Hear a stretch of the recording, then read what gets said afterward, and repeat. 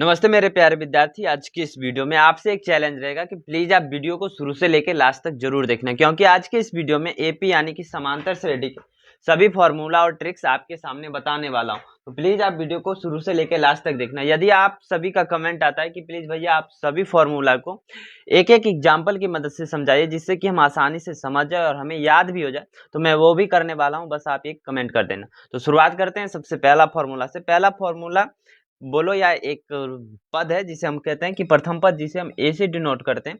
सार्वंतर की बात की जाए तो सार्वंतर को इंग्लिश में कहते हैं कॉमन डिफरेंस, जिसे हम डी से डिनोट करते हैं। और इसे निकालने के लिए a2 माइनस a1 करते हैं या a3 माइनस a2 करेंगे तो हमें सार्वंतर मिल जाएगा। यदि आपको nवा पद निकालना हो तो nवा पद निकालने का फॉर्मूला आता है an, यानी कि nवा पद को ही हम शॉर्ट में लिखते हैं an, बराबर हो जाएगा a यानी कि प्रथम पद n, यानी कि जो पद निकालना है आपको n माइनस 1 इंटू डी।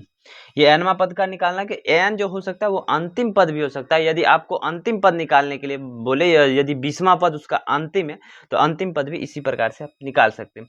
अब आपको है कि n पदों का योग निकालना है, यानी कि कोई समांतर श्रेणी दे रखा है, उसमें आपको बोलो कि 20 पदों का योग निकालो, तो कैसे निकालोगे? तो Sn इसी को कहते हैं कि n पदों का योग, जिसको हम शॉर्ट में कहते हैं Sn। तो Sn बराबर होता है n/2 और 2a whole 2a plus n minus 1 into D. Sn क्या होता है कि Sn बराबर होता है n/2 into 2a plus 1, 2a plus n minus 1 into D होता है। यदि आपको प्रथम पद ए और अंतिम पद एल, प्रथम पद ए और अंतिम पद एल पता है तो आप ऐसे भी निकाल सकते हैं। Sn बराबर होगा n/2 इंटू ए प्लस एल, n/2 इंटू ए प्लस एल। एल बता दिया कि ये क्या होगा, तो अंतिम पद होगा। ठीक है। अब महत्वपूर्ण ट्रिक्स क्या होता है कि महत्वपूर्ण ट्रिक्स निकालने के लिए पदों की संख्या निकालना n, जो भी समांतर श्रेणी मानो कि दे रखा है, इतनी लंबी समांतर श्रेणी बहुत लंबी दे रखा है, 1 से लेके मानो कि 100 तक दे रखा है। इसमें तो आपको पता है कि 100 है। यदि कोई अनजान संख्या दे दे तो उसमें बताना है कि कितना पद है। तो आपको पद निकालने के क्या क्या करना है कि लास्ट पद या टर्म, यानी कि मानो को लास्ट में क्या होगा 100 माइनस फर्स्ट टर्म यानी कि 1 बट्टा डिफरेंस कितना का है तो 1 और प्लस 1, यानी कि अब देखो करके देखो 100 माइनस 1 बट्टा 1 यानी 99 बट्टा 1 प्लस 1, यानी कि ये भी कितना हो गया 100 और इसमें 100 पद है। तो ये फॉर्मूला होता है। ठीक है। अब आगे फॉर्मूला की जो बात की जाए वो है लगातार 3 पद मानना। लगातार यदि 3 पद आपको मानने के लिए बोला जाए तो क्या करना है आपको, जैसे कि कह देता है कि लगातार 3 संख्याओं का योग इतना है, तो उसमें क्या करना है कि एक पद को a माइनस डी मानना है, एक पद को a मानना है और एक पद को a प्लस डी मानना है। इसमें आप क्या करेंगे, जब इसका योग करेंगे तो मात्र 3a निकल के आएगा, क्योंकि ये प्लस में डी है और ये माइनस में डी है, कट जाएगा। तो इससे हमारा आंसर बहुत आसानी से निकल जाता है। ठीक है। तीसरा ट्रिक्स जो होता है कि अंत से nवां पद निकालने के लिए बोला जाए।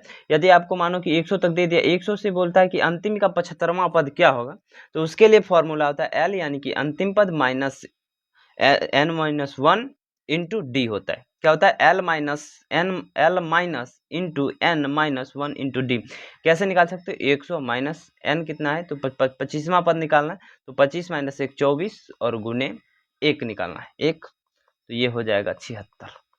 25वां पद क्या हो जाएगा तो 76 हो जाएगा। ठीक है। इसी प्रकार से यदि प्रथम प्राकृत संख्याओं का योग निकालना, जैसे कि 1 2 3 4 वही बोला प्रथम प्राकृत संख्या Sn निकालना है, तो n इंटू हो जाएगा n प्लस 1 बट्टा 2। क्या हो जाएगा, Sn बराबर होता है n इंटू n प्लस 1। उसी प्रकार से है कि प्रथम n विषम संख्याओं का योग, विषम संख्याओं का योग जो होता है वो n स्क्वायर होता है। उसी प्रकार सम संख्याओं का योग, प्रथम n सम संख्याओं का योग, तो वो होता है n इंटू n प्लस 1। ठीक है। तो ये था आपका सभी एपी का फॉर्मूला और ट्रिक्स। हमें उम्मीद है कि आपको पसंद आया होगा। यदि पसंद आया होगा तो एक बार लाइक करके अपने दोस्तों तक शेयर कर देना। और हाँ, यदि आपको सभी के लिए एक स्पेसिफिक पर्सनल फॉर्मूला के एग्जाम्पल के साथ आप पढ़ना चाहते हैं, एक बार कमेंट करके जरूर बता देना, मैं भी वो कर दूंगा। ठीक है। मिलते हैं अगली वीडियो में।